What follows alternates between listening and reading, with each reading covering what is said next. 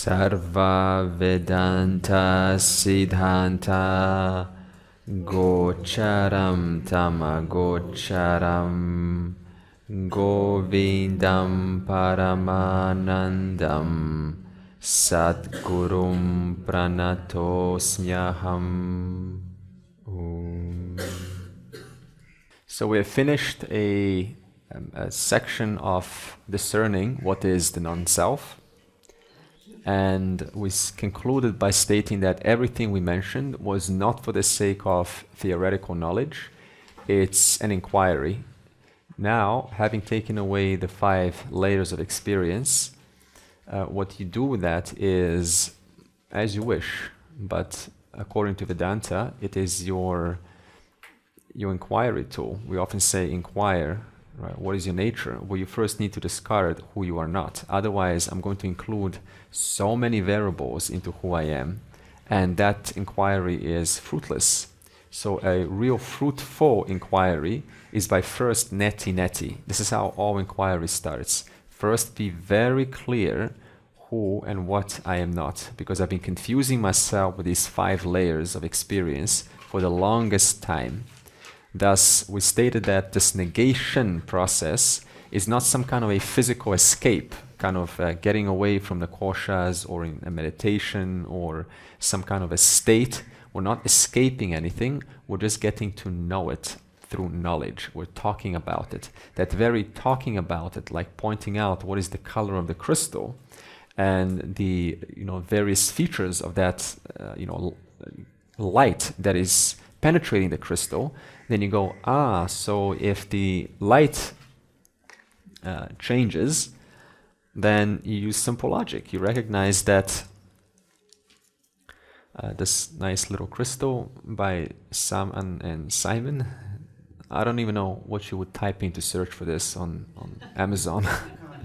but what do you type in? Crystal with Upahita crystal, right? So now you can't quite separate them two, but what you can use is logic. You can say, well, if the crystal is able to let go of pink and give way to the green, and then let go of the green and then give way to the red, so that means by definition, it was never stuck to any of those prior colors. That means that though the crystal is never free from the color, it's always mixed up with. You can still use your logic to recognize it must be thus free, otherwise you would have a color constantly stuck onto the crystal. Okay? So now we use the same example and we apply it to yourself. We say, your true nature is like that crystal, and if any attribute was stuck onto you of those 5 layers of experience, whether it is of the sensations or whether it is of a prana, energy and low energy, high energy, warmth, heat, this is all prana, whether it's a doubt, memory, emotion, whether it is some conclusion about yourself, opinion about yourself, or whether it is happiness, varying degrees of happiness, then it would be there all the time. So by definition, consciousness being attributeless, it is like Teflon. Nothing sticks onto it. Everything just falls away. So thus, you're always available to illumine in your presence another experience belonging to those 5 layers. So whenever we use the word experience, that always belongs to the 5 layers. Always. There will never be an exception when you can use the word experience and you can sort of attribute it onto the self. The self is that without an experience. If the self had an attribute or an experience of happiness, then it would be intrinsic to consciousness. Thus, you could not ever experience that which opposes it, which is grief or sadness or even happiness. If the self was happiness, you could never experience, or should we say, happiness could never be experienced. Therefore, it is attributeless. Now, I use this word self several times, but we haven't quite given it a definition. What do you mean by self? So the next section, the nature of the self, is going to be expounded. And what it's going to do now is it's going to use the Mahavakya Tat Tvamasi.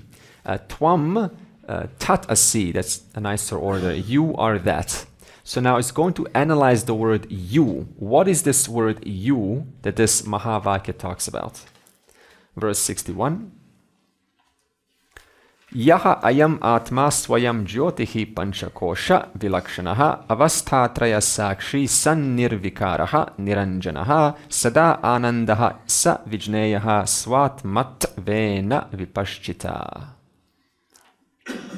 So this self, Atma, which is self-effulgent, distinct from the five koshas, the witness of the three states of experience, yet changeless, untainted by any association, and always of the nature of fullness, should be known as oneself by one who is capable of Viveka.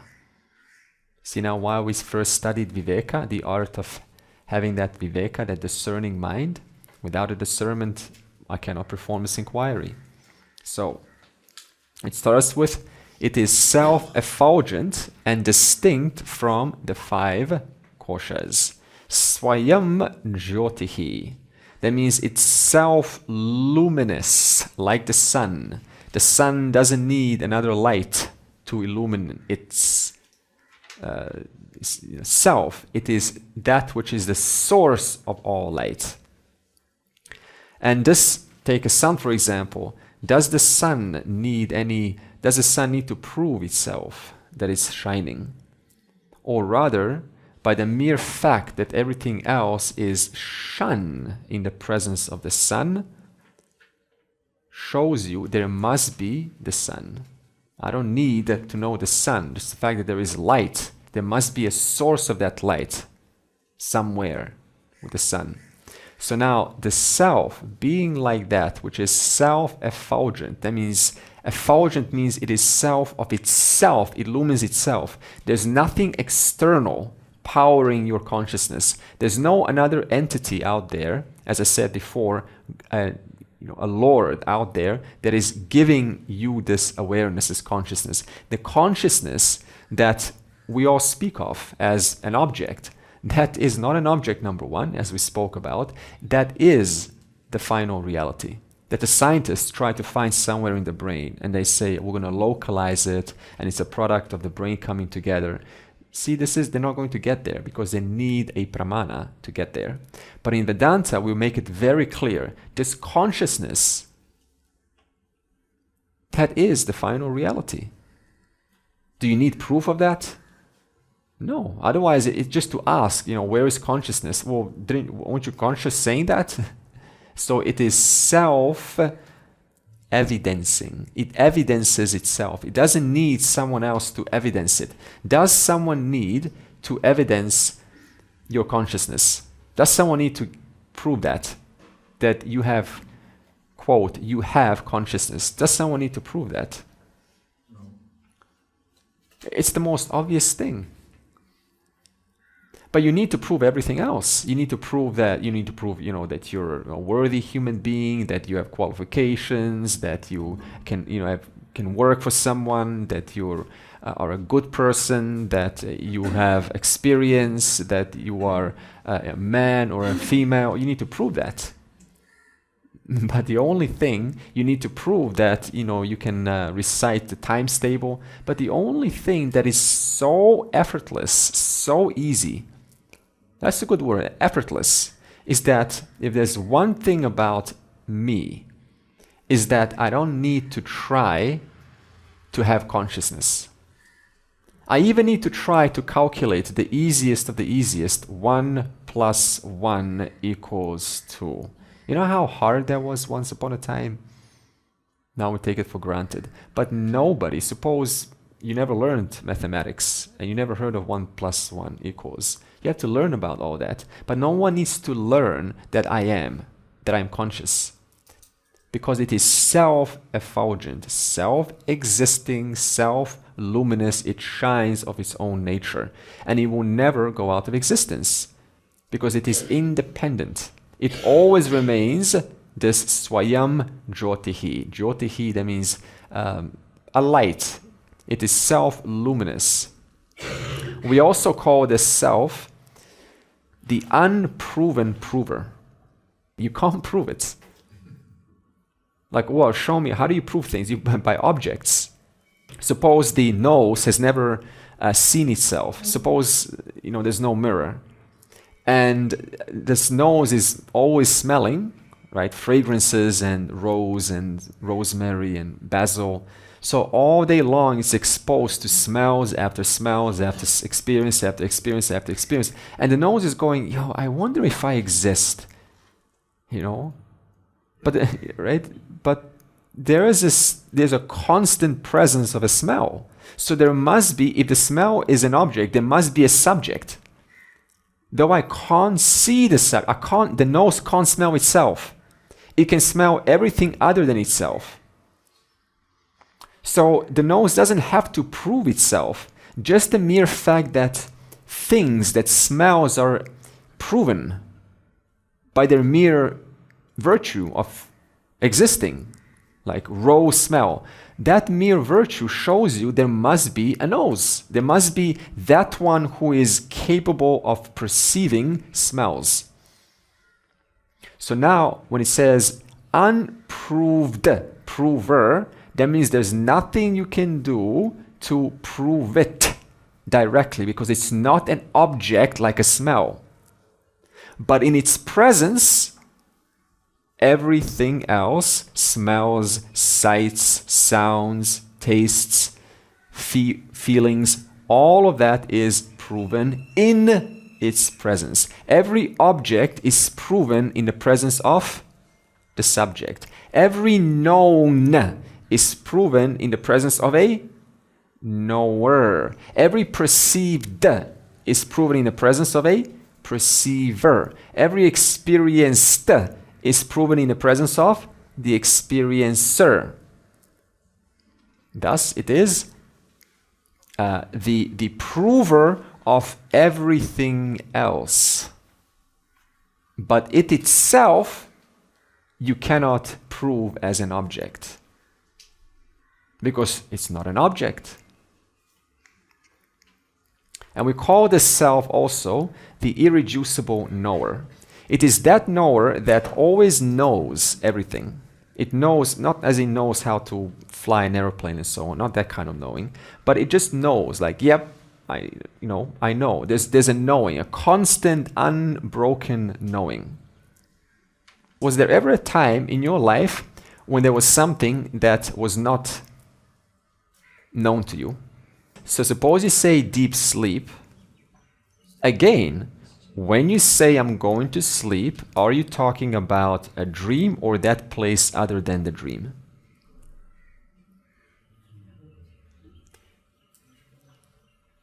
Just the fact that you say I want to sleep, I don't want to dream, I want to sleep, shows you already know about deep sleep. Otherwise you wouldn't even bring it up, because it would be like a section that was never known to you. What about passing out? Like you become unconscious for like 3 seconds. Yeah, now that's a tricky one. So, see, with deep sleep, when you wake up, there is the reason why you recognize there's a deep sleep, there's a memory. Now, with unconscious, or even more, is the lowest level of suppression is the anesthesia. Because they say, count backwards, 10, 9, 8, 7, and you're out. And you wake up and you say, when did it begin? Did you begin?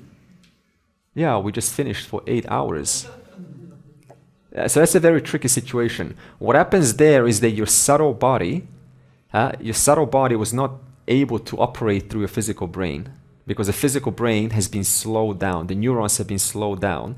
So it does something very funny to your brain, that you wake up and you get the sense that there was no time passing out. So that's why I say it's a tricky situation. But nevertheless, all in all, if you said, see, there must be some form of, kind of a little break or something or whatever during anesthesia. I don't know what it's like. But what I want to show is, if you were to say, this is the point, if you were to say, yeah, I didn't know that, I didn't know about myself sleeping. I didn't know that I slept. Then I'll say, well, why are you mentioning that? I didn't know that I passed out. Well, then why are you telling me that? I was not there. I was not there while I passed out. I passed out. Oh, you passed out. How do you know that? Because I was there. I was there in the absence of the mind. The mind was not there. I was there. So what I want to show is there will never be a moment when this knower gets completely taken out of existence. That's the point. Let's take that massage, let's take passing out, let's take all of that, and let's put a very simple model. Where does passing out happen? In the waking state. Yes. Waking state, and then you have a dream state, and then you have a deep sleep state. So you have these three states put together like balls, and every single state you say, I was awoke, I was dreaming, and I slept. I was awoke or awakened, I was dreaming, and then I slept. All your life, if there's one thing, there is constant throughout these three. In the waking state, so many things happen, don't they? Pass out, operation, anesthesia, meditation, nirvikalpa samadhi, all of that happened where? In the waking state. And then there is a dream state where there is no connection to the waker anymore. This is a different person, different life, different situation, different people around you, different situations. And then that's gone, and then there is a deep sleep, and there's an absence of this person, this jiva. And then again, waking, dream, deep sleep. Waking, dream, deep sleep. Waking, dream, deep sleep. These three stack together infinitely like that. In the past and in the future, and right now, in one bubble, there's this awareness pervading this bubble called the waking state. And in this waking state, you're saying and asking questions, what about this? What about that? What about that? And yet, this waking state will be the past waking state from the standpoint of tomorrow.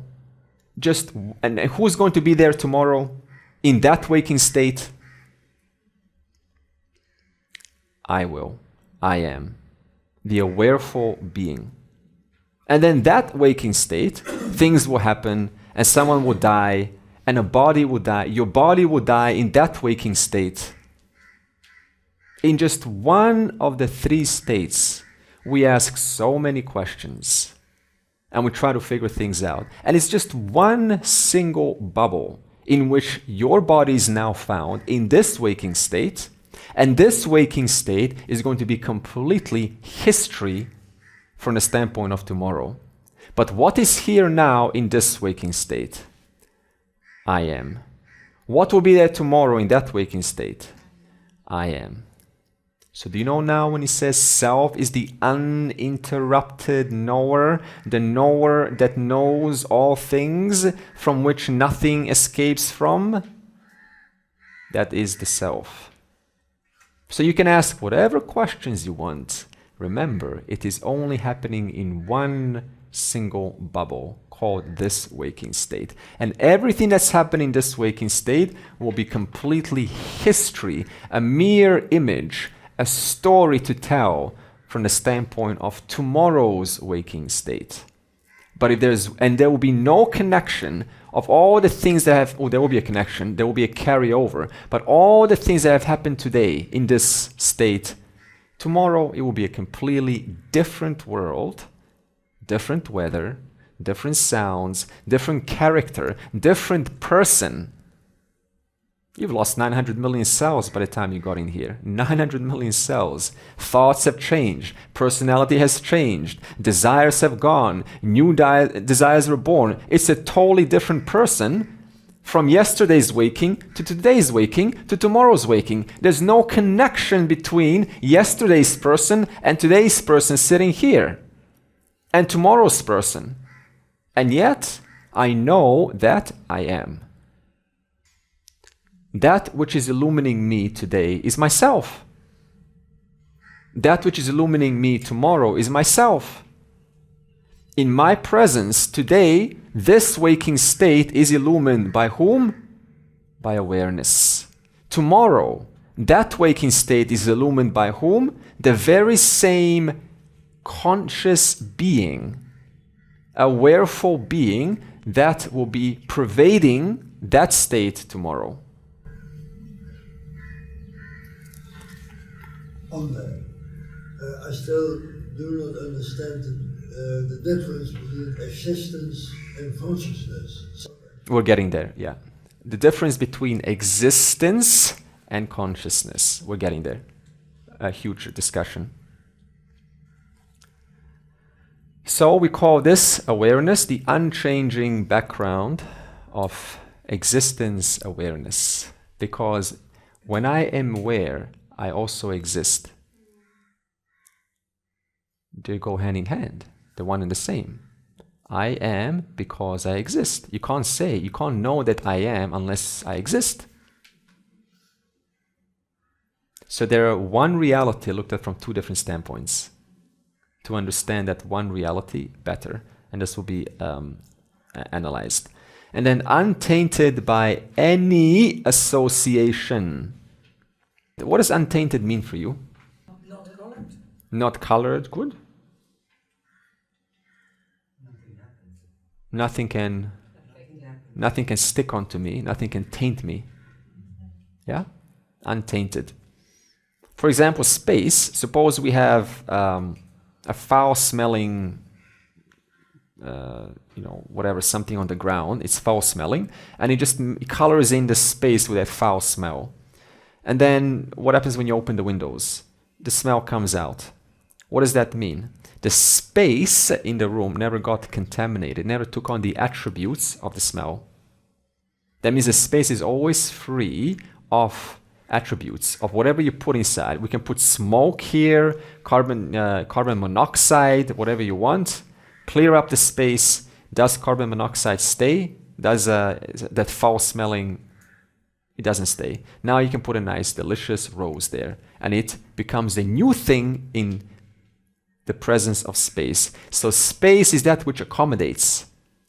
In that same way, the self is that which simply accommodates all experiences without itself ever becoming contaminated by those experiences. Okay? And it's asangaha. It's relationshipless. Who has a relationship? My body has a relationship. That's why the body does this. That the body is doing this. Not mine. Yeah, not mine. When do you get affected? Do you notice that in a relationship you get affected? A relationship does affect you, right? But if okay, good. But if all that is here is Brahman means the reality, brh. Brahman means brh, from the root. Brh means big, vast. How big? Infinitely big.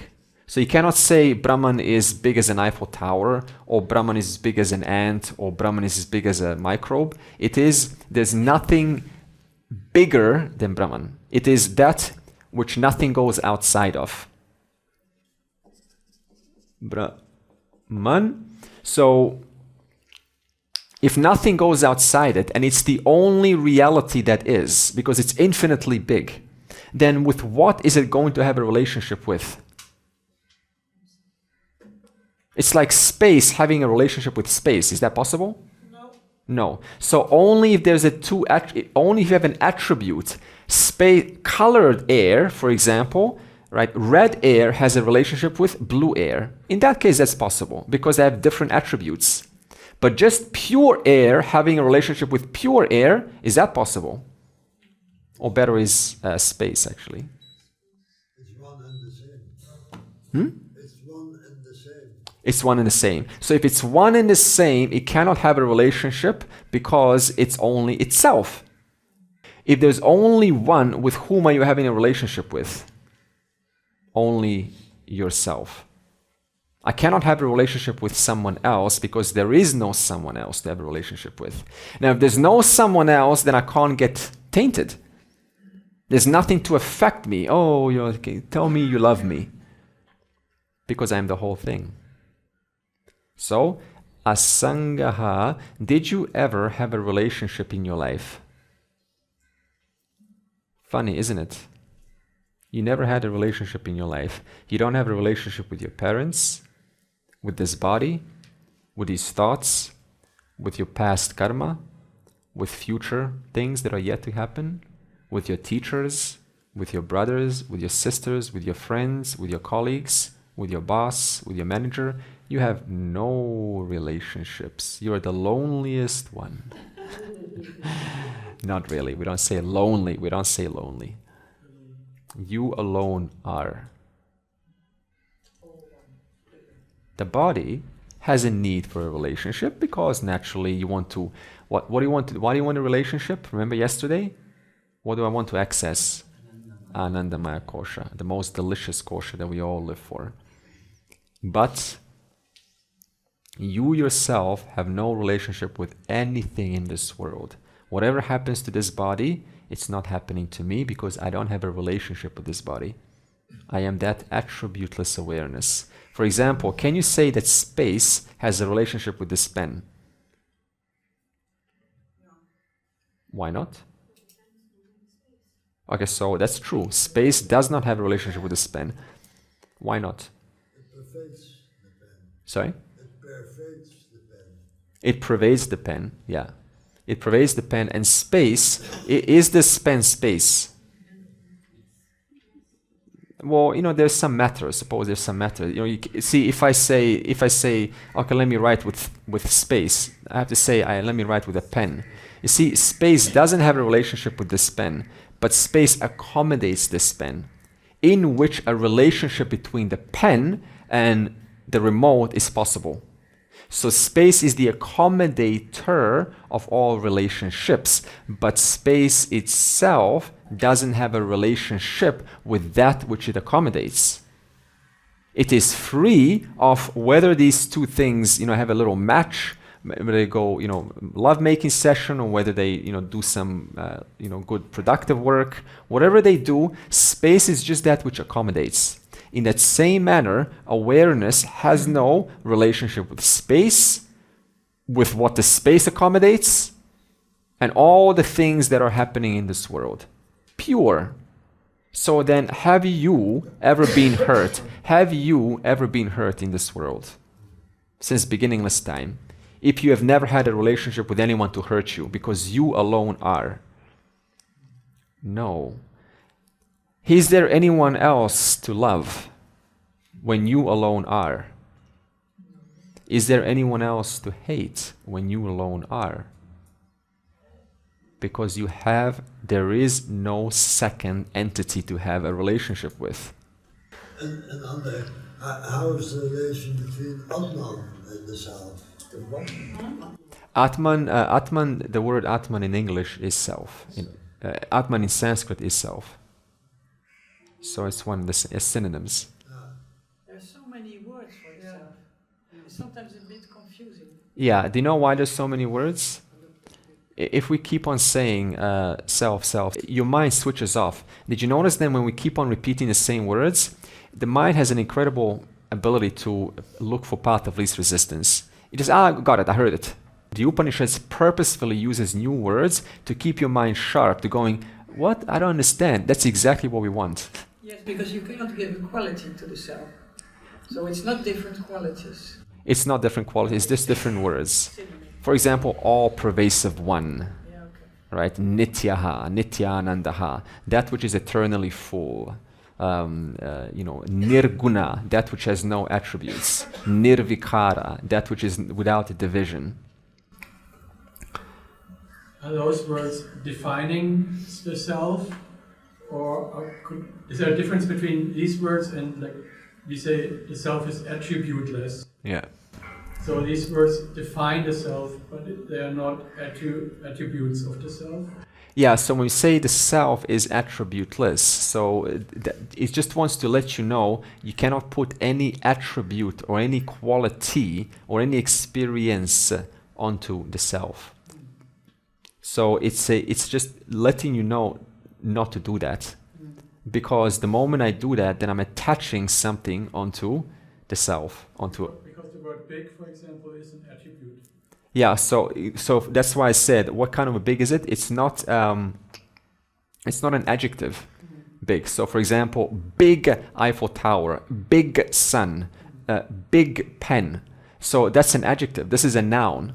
What kind of a noun is it? It's that which is the only thing that is. It's the only reality. And how big is it? It's limitlessly big. That means, what does this mean? It means nothing is outside it. It is the only reality that is. It's the smallest of the smallest and the biggest of the biggest. Nothing is smaller than Brahman and nothing is bigger than Brahman. Which means that you will never find anything but Brahman here. Anything? Why are we here? We are here because, as we said, there's this power of veiling, and we all come saying, I don't know. That's why we're all seekers. We all begin as seekers, and we can't settle until we finally discover that oneness around every way that we see, that we experience. And thus you want to just come back to who you are, to your nature. You want to see things as they are. Yeah. Does oneness want that also? Or it has no desire? See, oneness already is. Yeah. You're not different from that. But the mind resists that because the mind doesn't know. So what the mind sees, instead of the rope or the belt, it sees a snake. And so as long as it sees a snake, it keeps on acting and suffering and looking for small things. But in actuality, you are the whole. And so until the mind comes to its own goal, unto its own most desired attainment, the mind will not stop. It will constantly seek and seek and seek. So what is moksha? It is the end of a seeker. It's the end of seeking. You see, there's nothing to seek. All that is here is one without a second. Now, right now, this statement, one without a second, is still, at this point of the course, it's still an empty statement. Because I haven't yet explained how do you resolve everything into oneness. So we are getting there. It's a step by step. Yeah. In my thinking, the self is associated with light and joy. But those are attributes. Yeah, so good. So why do they say that the self is joy and self is, like light? Not light, but like light. Because look at it like this. Take it from the standpoint of someone who's genuinely seeking. Suppose I tell you the self is limitless or vastly big, Brahman. Does that have any real emotional value to you? Like, it's big. Okay, what's big? No, because all our life, what have we always pursued? Anandamaya kosha, happiness. That's the only thing that a beginner relates to. Happiness, bliss, all these words, bliss, happiness. So what does the Rishi do? It uses these words to help the seeker to pull them in. And as the teacher pulls them in, then you start to negate these words and say, actually it's not bliss. Because if Brahman was bliss, what would be the problem with that? Because this is how most interpret it. And they stop, say Brahman is Ananda, this Ananda is bliss. Initially I'll say absolutely it's bliss, come over and I'll show you how blissful it is. But then somewhere kind of in the middle of the course I'll say, actually there's more to this. So in other words, if Brahman was bliss and all that is here is Brahman, this one reality, then everyone will be blissed out completely. But we experience anything other than bliss most of the time. Therefore, you cannot put any attribute onto Brahman or the final reality. Otherwise, it will be everywhere. Every dog will be wagging tail 24/7. Everyone would be in a constant bliss. Somebody dies, there's still a big grin on the face. It would just be impossible to operate. In the presence of that one reality, there is happiness. In the presence of that one reality, there is grief. In the presence of that one reality, there is infinite amount of expressions in this world, but none of those expressions can you ever attribute onto Brahman. It's always of the nature of fullness. Uses the word sada anandaha. See? Anandaha, earlier on we said, is bliss. Brahman is bliss. Now, it's always of the nature of fullness. If it's always of the nature of fullness and all that is here is Brahman, then why do I experience myself as anything other than fullness? More like emptiness, more like a void, more like my life is empty. Why? Because of an error. Where is my eye placed? It's placed in that which is never full. Your 5 koshas are never full. The body right now is hungry, wants to eat. The body is not hungry. The body is hungry. Then prana is low. Oh, I want to fill up the prana. Because of this identity, we say, I am not full despite the... so that's a conclusion, an intellectual conclusion that you have made. But in actuality, that conclusion is wrong. Because that conclusion is relative to the 5 koshas, not relative to who you are. And so we have to slowly uproot this intellectual conclusion. That's it. That's the problem. It's just a wrong conclusion. And this wrong conclusion about who you are as that one who is Ananda, full, has persisted itself since beginningless time. And in one life, you come to the teacher and the teaching and you remove this conclusion. It's simple as that. There's nothing new about it. Maybe in the Vedic times, before we had the Kali Yuga and all this, commercialization and sexualization and all these new systems coming in and tainting, this knowledge, perhaps we once upon a time had with a householder in the Vedic times. It was normal. Hey, come over to the Gurukulam, learn this knowledge, figure out who you are, now get on with your life. And now it's like a big thing. Whoa, moksha. It's not a big thing at all. It's a crime not to know this. Because we're talking about you. And here I am dumping this stuff, onto this body and so on, to a fictional character who will die one day, and a new fictional character will be born next life. And all those stories and dramas and noise that this fictional character has created, only to create another 5 tons of garbage in the next life. One time in Chiang Mai, one of the students said, the best thing that you can do for the world is self-realization, because you simply don't come back. You don't create more noise, right? More pollution. Like, why spend my life all on, let me save the world? Just don't come back. I don't want to see you. And that's the best thing you can do. We all agree.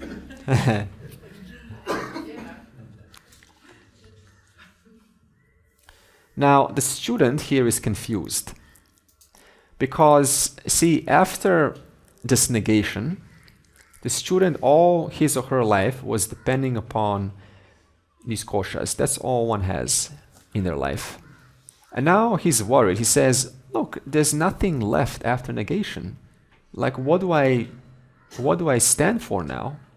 And so verse 62 says, Shishya uvacha mityatvena nishideshu kosheshu eteshu panchasu sarva abhavam vina kinchit na pashyami atrahe guru. Vijneyam kim uvastu asti swatmana atra vipashchita. So is there a vastu? Vastu means reality. Is there something that I can lean on? Is there something that is left after this elimination? Because it sounds to me like Vedanta is talking about nothingness. Is that what all this was heading into? Just nothingness? I would rather have somethingness in my life than just, a void. So the student is right now at this point. He's kind of panicked. And he makes a mistake. He says, having negated these 5 koshas, Guru, I only sarva bhava, I only see the absence of everything. I only see absence of everything. Because the body is not really there, it's not the self, it's not the reality. The emotions are not the reality. Happiness, the only thing that I depended upon, is not the reality. Prana that I worked on my whole life is not the reality. What do I depend upon? It sounds like we're talking about a void. I'm heading into a void, and a lot of people get stuck here. They say, you know, I've been in Vedanta for so long, but my life has lost meaning. It feels like this nothingness or emptiness, and I have nothing to lean on anymore. And it's a very tough period to be in. It can last, you know, maybe a year or 2 years sometimes. So he's bringing a common phenomena of what's otherwise called as blankness. Oh, I found awareness. It's that blankness. Common, very common. Blankness. It's that blank. There's nothing there. Ah, that's it. So now the question begs is, what's the difference between blankness or nothing and awareness? And they're very hard to discern. Because it's like discerning between air and slightly more dense air. Though different, it's very hard to discern. So he says, the Guru will respond and he says, how do you recognize the absence of everything? Because you just told me, student, there's nothing there. There's a void. There's nothing. It's absence of all things. And the Guru responds, the Sakshi, the Alupta Drik, is that in whose presence nothingness is recognized. And so the student is still turning this self, you see, into an object. He wants this self to be an experience. Like after having negated, I'm going to be in touch with something brand new that wasn't there before. The Guru says no. Whatever is left and your concerns about that there's nothing left, Sakshi is that presence in whom that concern that there's nothing left is illumined. It's like the light in the room, illumines objects, the koshas, but also illumines the absence of objects. You are that presence, my friend, says the Guru. That presence which is the knower of nothingness. And thus, what do? You need to own up to this. And the student says, how do I own up to this? I can't, Guru. The Guru says, you see, this is not about abiding in a blank state where most get stuck. I'm going to abide in nothingness, in a blank state. Wrong. Ask yourself the question, what is the knower of this blankness? Is there blankness? Yes, there is. Therefore, whatever is, remember the 3 golden rules? Whatever is perceived or experienced, whatever changes, was the blankness there before? No. It only arrived upon the negation. So, no blankness, blankness. Whatever changes is not the self.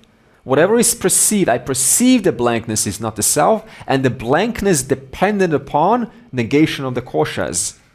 Thus, it is also not the self. Thus, who am I? That which is there in the presence of whom the blankness comes through. Purnamadav, Purnamidam, Purnat, Purnamudachyate, Purnasya, Purnamadaya, Purnam eva avashishyate.